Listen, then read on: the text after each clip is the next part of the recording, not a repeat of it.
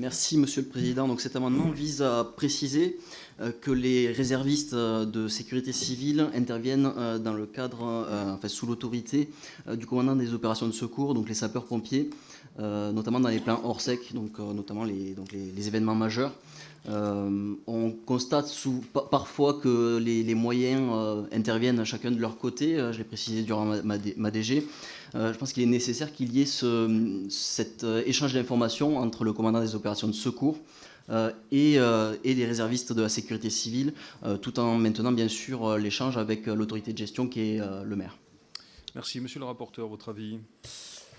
Mais il sera défavorable parce que c'est ce que je disais dans mon propos introductif. Je pense qu'il faut aller sur ces sujets pas à pas et que la réserve communale de sécurité civile, en fonction de ses missions, relève pleinement de l'autorité du maire à travers son pouvoir de police.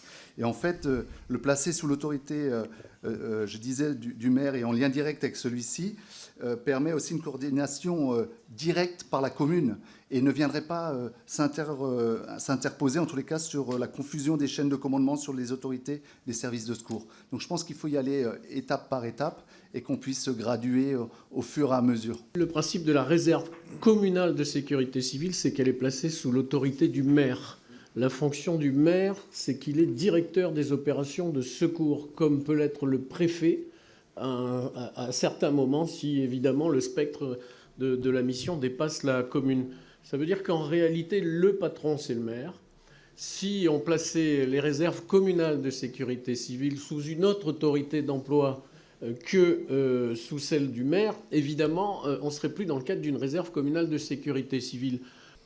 Oui, moi je ne mets pas du tout en concurrence les deux autorités. Je pense que justement les moyens de secours sont sous la double autorité à la fois du COS et du DOS. Le DOS pour la partie administrative et le COS pour la partie opérationnelle. Et je pense que c'est justement le sapeur-pompier, le commandant des opérations de secours qui est le plus à même d'orienter les moyens de sécurité civile et notamment donc, ces réserves sur des missions les plus pertinentes tout en maintenant le directeur des opérations de secours qui a son rôle à part entière. Donc ça me paraît pas. J'entends que c'est peut-être pas le bon véhicule législatif, mais je pense quand même que l'esprit de l'amendement va dans le bon sens et qu'on pourrait s'entendre sur le sujet. Mais j'entends que c'est peut-être pas effectivement la bonne navette.